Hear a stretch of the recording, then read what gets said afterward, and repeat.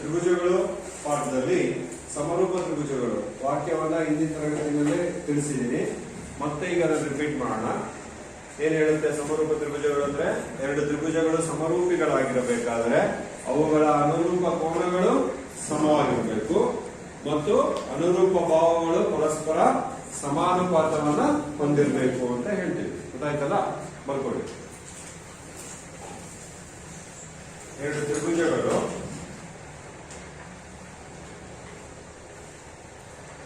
ಸಮರೂಪವಾಗಬೇಕಾದರೆ ಎರಡು ತ್ರಿಭುಜಗಳು ಸಮರೂಪವಾಗಬೇಕಾದರೆ ಅವುಗಳ ಅನುರೂಪ ಕೋನಗಳು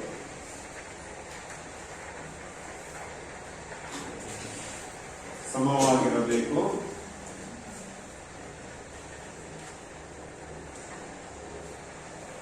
ಮತ್ತು ಅವುಗಳ ಅನುರೂಪ ಬಾಹುಗಳ ಅನುಪಾತ ಮತ್ತು ಅವುಗಳ ಅನುರೂಪ ಬಾಹುಗಳ ಅನುಪಾತ ಸಮವಾಗಿರಬೇಕು.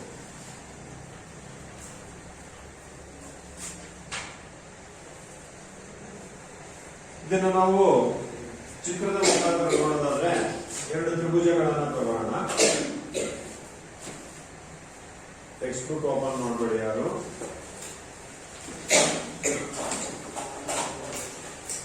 ಸೊ ಎರಡು ತ್ರಿಭುಜಗಳು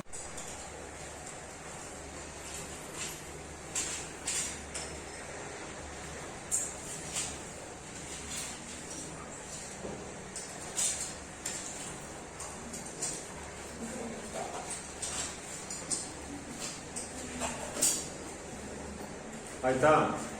ಸೊ ಎರಡು ತ್ರಿಭುಜಗಳು ಸಮರೂಪ ತ್ರಿಭುಜಗಳು ಆಗಬೇಕಾದ್ರೆ ಅವುಗಳ ಅನುರೂಪ ಕೋನಗಳು ಸಮವಾಗಿರಬೇಕು ಮತ್ತು ಅನುರೂಪ ಬಾಹುಗಳು ಸಮಾನುಪಾತವನ್ನು ಹೊಂದಿರಬೇಕು. ಆಗ ನಾವು ತ್ರಿಭುಜ ABC ಸಮರೂಪ ತ್ರಿಭುಜ DEF ಅಂತೇಳಿ ಕರಿತೀವಿ. ಇದು ಸಮರೂಪದ ಚಿಹ್ನೆ. ಇದರ ಆಧಾರದ ಮೇಲೆ ನಮಗೆ ಪ್ರಮೇಯ ಬರುತ್ತೆ. ನೆಕ್ಸ್ಟ್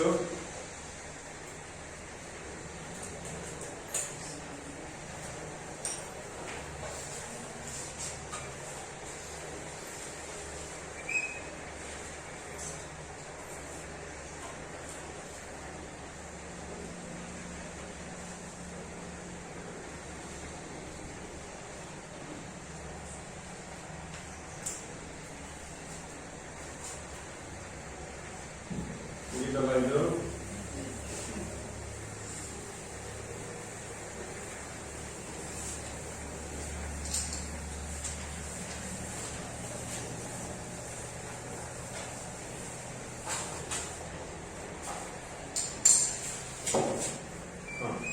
ಬರ್ಕೊಳ್ಳಿ. ನೆಕ್ಸ್ಟ್ ಪ್ರಮೇಯ.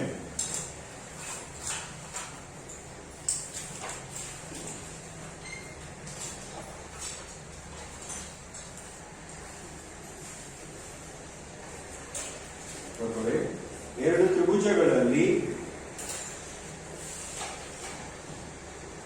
ತ್ರಿಭುಜಗಳಲ್ಲಿ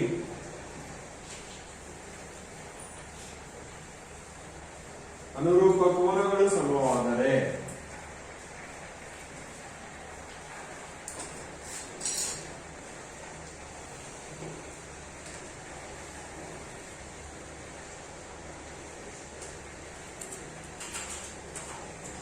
ಅವುಗಳ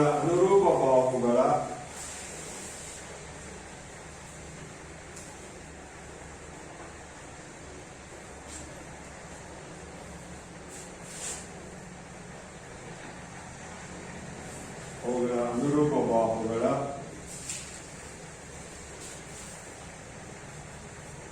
ಅನುಪಾತಗಳು ಸಮ.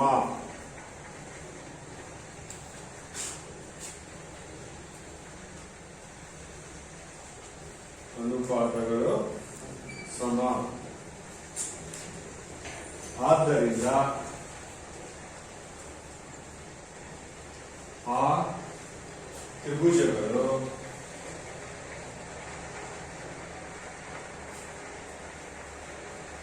ಸಮರೂಪವಾಗಿರುತ್ತವೆ.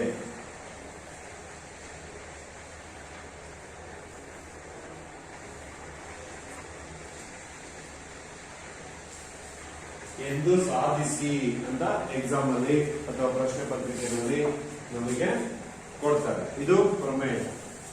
ಟೇಲ್ಸ್ ಪ್ರಮೇಯದ ನಂತರ ಬರ್ತಕ್ಕಂಥ ಸಮರೂಪ ತ್ರಿಭುಜಗಳ ಆಧಾರದ ಮೇಲೆ ಬರ್ತಕ್ಕಂಥ ಪ್ರಮೇಯ. ಆಗ್ತಾಯಿದೆ. ಇದನ್ನ ನಾವು ತ್ರಿಭುಜಗಳ ಸಮರೂಪ ತ್ರಿಭುಜಗಳ ಕೋನ ನಿರ್ಧಾರಕ ಗುಣ ಅಂತಲೂ ಕರೀತಾರೆ. ಗೊತ್ತಾಯ್ತಾ? ಈ ವಾಕ್ಯವನ್ನು ನೆನಪಿಲ್ಲಿ ಅಕಸ್ಮಾತ್ ಕೋನ ನಿರ್ಧಾರಕ ಗುಣವನ್ನು ನಿರೂಪಿಸಿ ಅಥವಾ ವ್ಯಾಖ್ಯಾನಿಸಿ ಅಂತ ಇದಕ್ಕೆ ಪ್ರಶ್ನೆ ಕೇಳಿದ್ರೆ ಇದೇ ವಾಕ್ಯವನ್ನ ಹೇಳ್ಬೇಕಾಗುತ್ತೆ. ಅಥವಾ ಪ್ರಮೇಯವನ್ನು ಸಾಧಿಸಿ ಅಂತೇಳಿ ಪ್ರಶ್ನೆ ಕೇಳಿದ್ರೆ ಹೇಳ್ಬೇಕಾಗುತ್ತೆ. ಆಗ ಏನ್ ತಿಳ್ಕೊಂಡ್ರೆ ಅದೇ ವಾಕ್ಯನೇ ಇಲ್ಲಿರೋದು. ಗೊತ್ತಾಯ್ತಾ? ಏನಿದೆ? ಎರಡು ತ್ರಿಭುಜಗಳಲ್ಲಿ ಅನುರೂಪ ಕೋನಗಳು ಸಮವಾದರೆ ಅವುಗಳ ಅನುರೂಪ ಬಾಹುಗಳ ಅನುಪಾತಗಳು ಸಮ. ಆದ್ದರಿಂದ ಆ ಎರಡು ತ್ರಿಭುಜಗಳು ಸಮರೂಪ ತ್ರಿಭುಜಗಳಾಗಿರುತ್ತವೆ. ಅರ್ಥ ಆಯ್ತಾ? ಸೊ ಈ ಪ್ರಮೇಯವನ್ನ ಸಾಧಿಸಬೇಕು. ಮೊದಲನೇದಾಗಿ ಚಿತ್ರ. ಎರಡು ತ್ರಿಭುಜಗಳನ್ನ ಹಾಕಬೇಕಾಗುತ್ತೆ.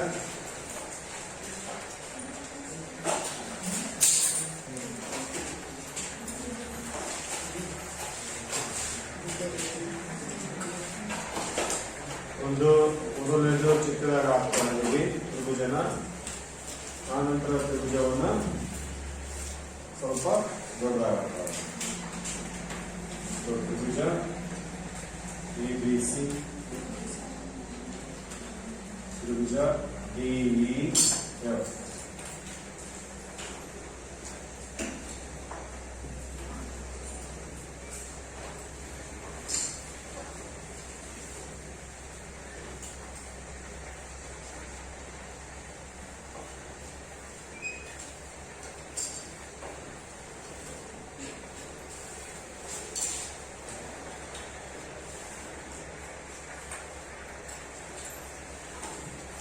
ಆಯ್ತಾ? ಇದರ್ಥ ಮೊದಲನೇದಾಗಿ. ಸೊ ಇಲ್ಲಿ ಎ ಕೋನ ಡಿ ಕೋನಕ್ಕೆ ಸಮ, ಬಿ ಕೋನ ಇ ಕೋನಕ್ಕೆ ಸಮ, ಸಿ ಕೋನ ಸಮ, ಎಫ್ ಕೋನಕ್ಕೆ ಸಮ. ಪ್ರಮೇಯದ ಮೊದಲ ಅರ್ಥ ಏನ್ ಹೇಳುತ್ತೆ? ಎರಡು ತ್ರಿಭುಜಗಳಲ್ಲಿ ಅನುರೂಪ ಕೋನಗಳು ಸಮವಾದರೆ ಅನ್ನೋದು ದತ್ತದಲ್ಲಿ ಬರ್ತಕ್ಕಂಥದ್ದು. ಹಾಗಾದ್ರೆ ದತ್ತದಲ್ಲಿ ಬರಬೇಕು ತ್ರಿಭುಜ ABC ಮತ್ತು ತ್ರಿಭುಜ DEF ಗಳಲ್ಲಿ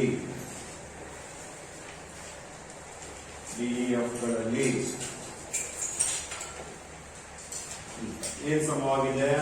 ಕೋನ A is equal to ಕೋನ D, ಕೋನ B is equal to ಕೋನ E, ಕೋನ C is equal to ಕೋನ F.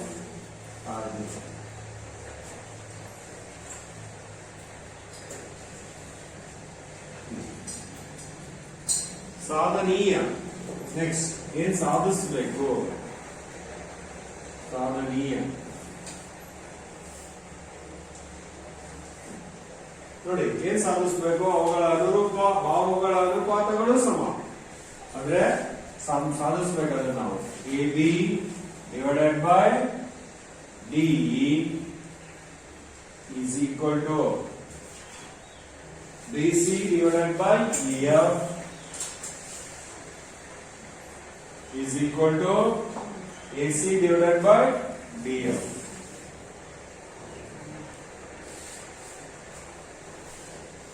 ಆಗಿರ್ಬೇಕು. ಹೀಗೆ ಆಗಿದ್ದರೆ ಆ ಎರಡು ತ್ರಿಭುಜಗಳು ಸಮರೂಪಿಗಳಾಗಿರ್ತವೆ. ಅಂದ್ರೆ ತ್ರಿಭುಜ ABC ಸಮರೂಪ ತ್ರಿಭುಜ DEF ಅಂತೇಳಿ ನಾವು ಸಾಧಿಸಬೇಕು.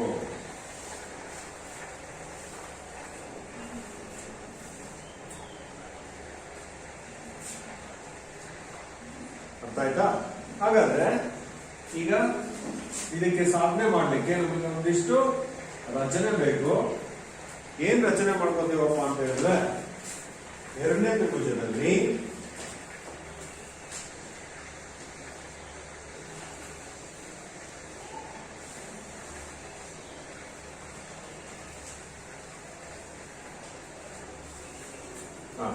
ನೋಡಿ, ಈ DEF ತ್ರಿಭುಜದಲ್ಲಿ ಒಂದು ರಚನೆಯನ್ನ ಮಾಡ್ಕೊಳ್ತೀವಿ.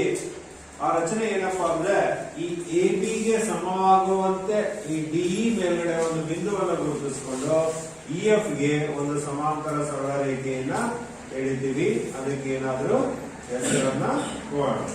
ಇದನ್ನ PQ ಅಂತೇಳಿ ತಗೋಣ. ಏನ್ ಮಾಡಿದ್ವಿ ಅಂತ ನೋಡಿ, AB = DP ಆಗುವಂತೆ DE ಮೇಲೆ P ಮತ್ತು DF ಮೇಲೆ Q ಅನ್ನು ಗುರುತಿಸಿ PQ ಅನ್ನು ಸೇರಿಸಿ. ಗೊತ್ತಾಯ್ತಾ? ಹಾಕೊಳ್ಳಿ ಅದನ್ನ. PQ ಹಾಕೊಳ್ಳಿ ಎರಡನೇ ಚಿತ್ರದಲ್ಲಿ.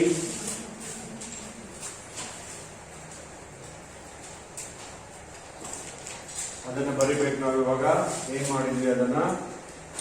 ಮಾಡಿದ್ವಿ DP = AB ಮತ್ತು ಈ ಕಡೆಗೆ AB ಗೆ DP ಈಕ್ವಲ್ ಆದ್ರೆ ಈ ಕಡೆಗೆ AC = PQ ಆಗುತ್ತೆ. ಮತ್ತು PQ AC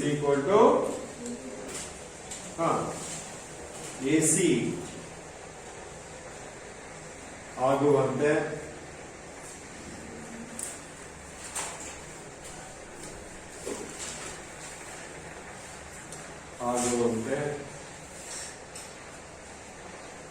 PQ ರಚಿಸಿ.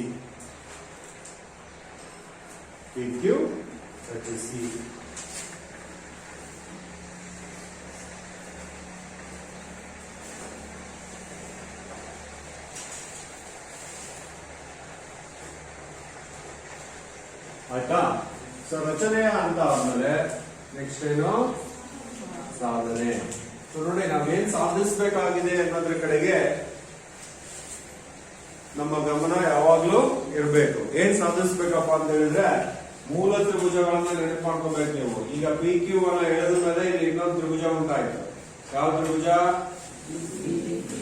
DPQ ತ್ರಿಭುಜ ಉಂಟಾಯ್ತು. ಅದಕ್ಕಿಂತ ಮೊದಲೇ DEF ತ್ರಿಭುಜ ಇತ್ತು ಮತ್ತು ABC ತ್ರಿಭುಜ ಇತ್ತು. ಆ ಎರಡು ತ್ರಿಭುಜಗಳ ಸಮರೂಪಿಗಳನ್ನ ಸಾಧಿಸಬೇಕು ಅಂದ್ರೆ ಅವುಗಳ ಅನುರೂಪ ಬಾಹುಗಳ ಅನುಪಾತ ಸಮವಾಗಿರ್ಬೇಕು ಅಂತ ಸಾಧಿಸಬೇಕು. ಅದನ್ನ ಸಾಧಿಸಲಿಕ್ಕೆ ನಾವು ಒಂದು ರಚನೆಯನ್ನು ಮಾಡ್ಕೊಂಡಿದೀವಿ. ಇಲ್ಲಿ ಏನ್ ರಚನೆ ಮಾಡ್ಕೊಂಡಿದೀವಿ? DP = AB ಆಯ್ತು ಮತ್ತೆ DQ = AC ಆಯ್ತು. ಅರ್ಥ ಆಯ್ತಾ? ಸೊ ಎರಡು ಬಾಹುಗಳು ಈ ತ್ರಿಭುಜದ ಎರಡು ಬಾಹುಗಳಿಗೆ ಸಮ. ಮತ್ತು ಮೊದಲನೇದಾಗಿ ಕೋನ A = ಕೋನ D ಅಂತ ಹೇಳಿದ್ವಿ. ಹಾಗಾದ್ರೆ D ಕೋನ PQ, D ಕೋನ ತ್ರಿಭುಜಕ್ಕೂ ಸಮ. ಹಾಗಾದ್ರೆ ಎರಡು ತ್ರಿಭುಜಗಳಲ್ಲಿ ಎರಡು ಕೋನ ಮತ್ತು ಎರಡು ಬಾಹು ಮತ್ತು ಅವುಗಳಿಂದ ಉಂಟಾದ ಕೋನ, ಎರಡು ಬಾಹು ಮತ್ತು ಅವುಗಳಿಂದ ಉಂಟಾದ ಕೋನಕ್ಕೆ ಸಮವಾಗಿದ್ದರೆ ಆ ಎರಡು ತ್ರಿಭುಜಗಳು ಏನಾಗಿರ್ತವೆ? ಸರ್ವ ಸಮವಾಗಿರ್ತವೆ. ಯಾವ ನಿಯಮದ ಪ್ರಕಾರ?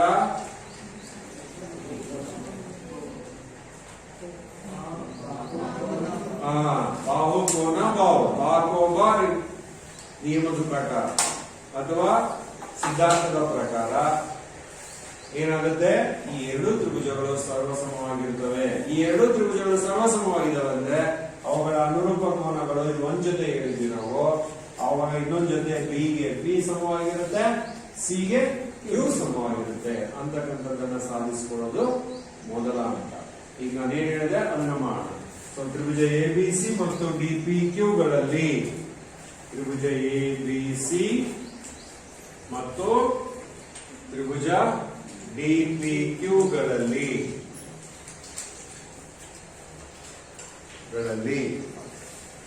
ದತ್ತ ಇದು ರಚನೆಯ ಪ್ರಕಾರ AB = DP, AB = DP. ಆನಂತರ AC = DQ, DQ. ಇದೆರಡು ರಚನೆಯನ್ನು ಮಾಡ್ಕೊಂಡಿದ್ದೀವಿ. ಕಾರಣ ಹೇಳ್ಬೇಕು. ಅದರ ನಂತರ ಕೋನ A = ಕೋನ D, ಕೋನ A = ಕೋನ D. ಇದು ದತ್ತದಲ್ಲೇ ಗೊತ್ತಿದೆ. ಸೊ ನೋಡಿ, ಎರಡು ಬಾಹು ಒಂದು ಕೋನ ಸಮವಾಗಿರೋದ್ರಿಂದ ಬಾಕೋಬ ಸಿದ್ಧಾಂತದ ಪ್ರಕಾರ ತ್ರಿಭುಜ ABC ಸರ್ವಸಮ ತ್ರಿಭುಜ DPQ. ಸೊ ಇದು ಬಾಕೋಬ ಸಿದ್ಧಾಂತದ ಪ್ರಕಾರ ಅಂತ ಬರೀತೀವಿ. ಇವೆರಡನ್ನು ಸರ್ವಸಮ ಅಂತ ನಿರೂಪಿಸಿಕೊಂಡಿದ್ದರಿಂದ ನಮಗೆ ಉಳಿದ ಕೋನಗಳು ಅಂದ್ರೆ ನೋಡಿ ಈ ಎಬಿಸಿ ಕೋನ PDPQ ಕೋನಕ್ಕೆ ಸಮ ಆಯಿತು. ಅರ್ಥ ಆಯ್ತಾ? ಸೊ ಎಬಿಸಿ ಕೋನ ಇಸ್ ಈಕ್ವಲ್ ಟು ಕೋನ DPQ. ಆದ್ರೆ ನಮಗೆ ಗೊತ್ತಿತ್ತು ಎಬಿಸಿ ಕೋನ DEF ಕೋನಕ್ಕೂ ಸಮ ಅಂತ. ಮೊದಲಿಗೆ ಬಿ ಕೋನ ಈ ಕೋನ ಅಂತ ಹೇಳೋದನ್ನ ಎಬಿಸಿ ಕೋನ DEF ಕೋನಕ್ಕೂ ಸಮವಾಗಿದೆ. ಹೌದಾ? ಸೊ ಆದರೆ ಇದನ್ನ ಬರೀತೀನಿ. ಆದರೆ ಎಬಿಸಿ ಕೋನ ಮೊದಲನೇದಾಗಿ DEF ಕೋನಕ್ಕೂ ಸಮ. DEF ಗೂ ಸಮ ಇದು ಅರ್ಥ. ಹೌದಾ? ಸೊ ಇವ ಎರಡನ್ನು ಗಮನಿಸಿ. ಎಬಿಸಿ DPQ ಗೆ ಸಮ, ಎಬಿಸಿ DEF ಗೆ ಸಮ. ಹಾಗಾದ್ರೆ ಒಂದೇ ಅಂಶಕ್ಕೆ ಸಮವಾಗಿರ್ತಕ್ಕಂಥ ಒಂದೇ ಕೋನಕ್ಕೆ ಸಮವಾಗಿರ್ತಕ್ಕಂಥ ಈ ಎರಡು ಕೋನಗಳು ಏನಾಗಿರ್ತವೆ? ಪರಸ್ಪರ ಸಮವಾಗಿರ್ತವೆ. ಆಯ್ತಾ? ಅಂದ್ರೆ ಕೋನ DPQ ಇಸ್ ಈಕ್ವಲ್ ಟು ಕೋನ DEF ಆಗಿರುತ್ತೆ. ಹಾಗಾದ್ರೆ ಇವೆರಡು ಎಲ್ಲಿದ್ದಾವೆ ಚಿತ್ರದಲ್ಲಿ ಗಮನಿಸಿ. DPQ is equal to DEF ಅಂದ್ರೆ ಇವೆರಡು ಕೋನ. ಸೊ ಈಗ ನೋಡಿ ಈ ಎರಡು ಕೋನಗಳು ಸಮ ಇದ್ದಾವೆ ಅಂದ್ರೆ ಎರಡು ರೇಖೆಗಳ ನಡುವೆ ಸಮ ಇರ್ತಕ್ಕಂಥ ಈ ಎರಡು ಕೋನಗಳನ್ನ ಎಂತ ಕೋನಗಳು ಅಂತ ಕರಿತೀವಿ? ಅನುರೂಪ ಕೋನಗಳು. ಹೌದಾ? ಸಮಾಂತರ ಸರಳ ರೇಖೆಗಳ ಒಂದೇ ಬದಿಗೆ ಬರ್ತಕ್ಕಂಥ ಕೋನಗಳು ಅನುರೂಪ ಕೋನಗಳು. ಇದೇ ರೀತಿ ಈ ಕಡೆ ಕೋನಗಳು ಸಮವಾಗಿದ್ದರೆ ಈ ಎರಡು ರೇಖೆಗಳು ಪರಸ್ಪರ ಸಮಾಂತರವಾಗಿರುತ್ತವೆ. ಅರ್ಥ ಆಯ್ತಾ? ಸೊ ಆದ್ರಿಂದ ಇವು ಅನುರೂಪ ಕೋನಗಳು. ಅನುರೂಪ ಕೋನಗಳು. ಇವೆರಡು ಅನುರೂಪ ಕೋನಗಳಾಗಿರೋದ್ರಿಂದ ಇಲ್ಲಿ PQ ಸಮಾಂತರ EF. therefore PQ ಸಮಾಂತರ EF.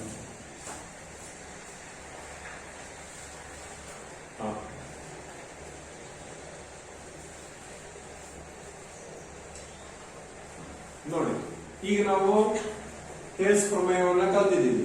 ಒಂದು ತ್ರಿಭುಜದಲ್ಲಿ ಒಂದು ಬಾಹುವಿಗೆ ಸಮಾಂತರವಾಗಿ ಈ ಸರಳ ರೇಖೆ ಇರೋದ್ರಿಂದ ಇಲ್ಲಿ ಉಂಟಾದಂತಹ ತ್ರಿಭುಜದ ಬಾಹುಗಳು ಮೂಲ ತ್ರಿಭುಜದ ಬಾಹುಗಳಿಗೆ ಸಮಾನುಪಾತವನ್ನ ಹೊಂದಿರುತ್ತವೆ ಅಂತ ಥೇಲ್ಸ್ ಉಪಪ್ರಮೇಯ ನಮಗೆ ತಿಳಿಸಿಕೊಡುತ್ತೆ. ಆದ್ರಿಂದ ನೋಡಿ DPQ ತ್ರಿಭುಜದ ಬಾಹುಗಳು DEF ತ್ರಿಭುಜದ ಬಾಹುಗಳಿಗೆ ಪರಸ್ಪರ ಸಮಾನುಪಾತವನ್ನ ಹೊಂದಿರುತ್ತೆ.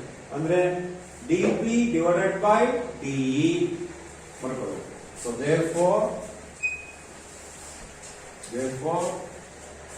DP divided by DE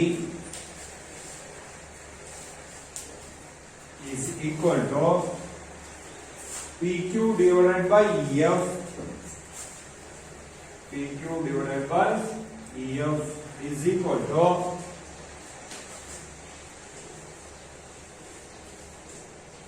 divided by EF is equal to DQ divided by DF.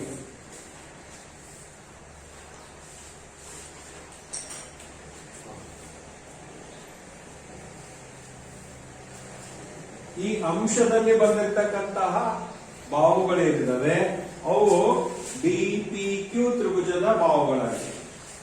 ಈಗ DPQ ತ್ರಿಭುಜ ಬದಲಾಗಿ ABC ತ್ರಿಭುಜವನ್ನು ನಾವು ತಗೋಬಹುದು. ಯಾಕೆ ತಗೋಬಹುದು? ಆ ಎರಡು ತ್ರಿಭುಜಗಳು ಪರಸ್ಪರ ಸರ್ವಸಮವಾಗಿದ್ದಾವೆ. ಅರ್ಥ ಆಯ್ತಾ? ಸೊ therefore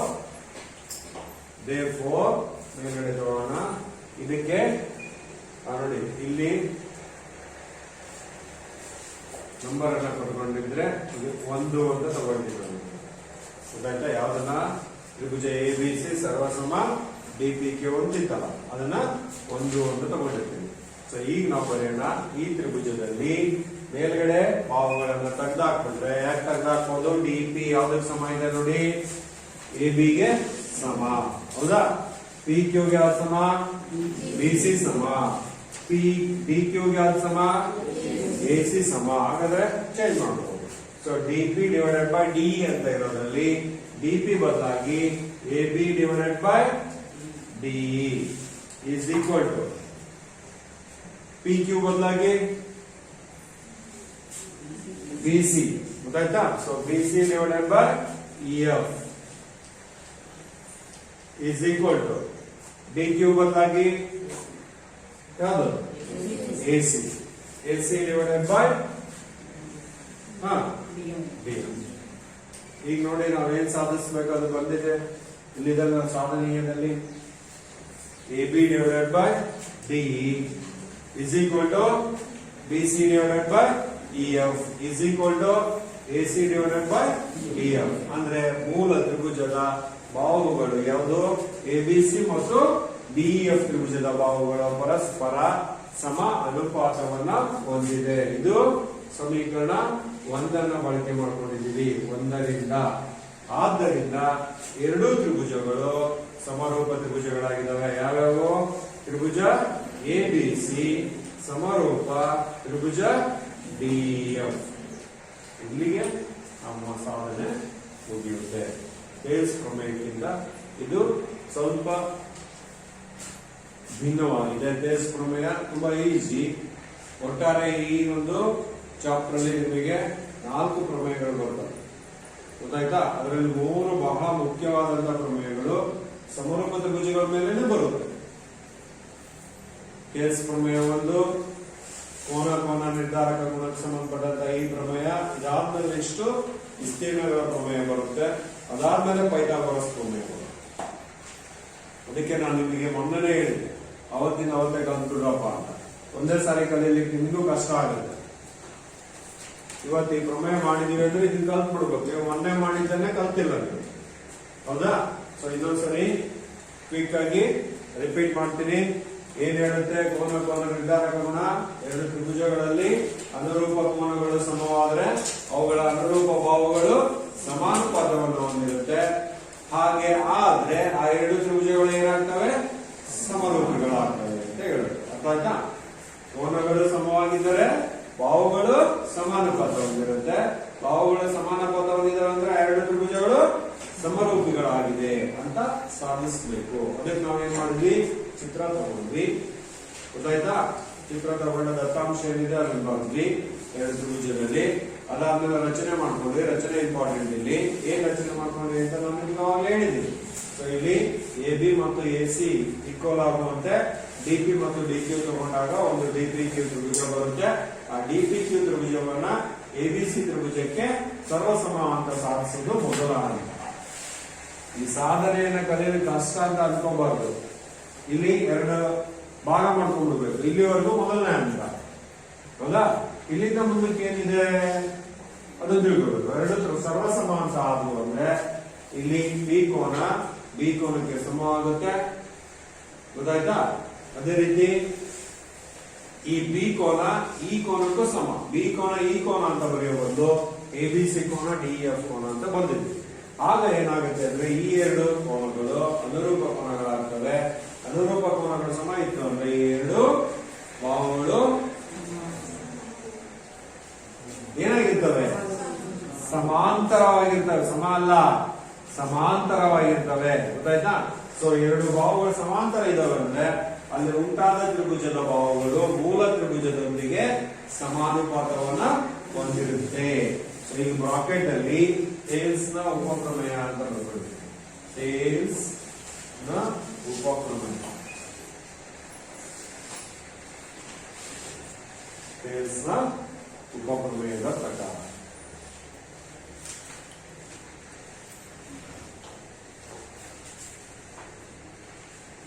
ಅರ್ಥ ಆಯ್ತಲ್ಲ. ಎಲ್ರು ನೋಟ್ಸ್ ಅಲ್ಲಿ ಬರಿತಾ ಇದ್ದೀರಿ? ಯಾರ್ಯಾರು ಬರಿತಾ ಇಲ್ಲ ಅವರು ಮನೇಲಿ ಹೋಗಿ ನೋಟ್ಸ್ಗೆ ಬರ್ಕೋಬೇಕು. ನೋಟ್ಸ್ ಇರ್ಬೇಕು ನಿಮಗೆ ಕ್ಲಾಸ್ ಅಲ್ಲಿ ಡೈಲಿ. ಸುಮ್ಮನೆ ನೀವು ಯಾವ್ದಾದ್ರು ಬರೆಯೋದಲ್ಲ.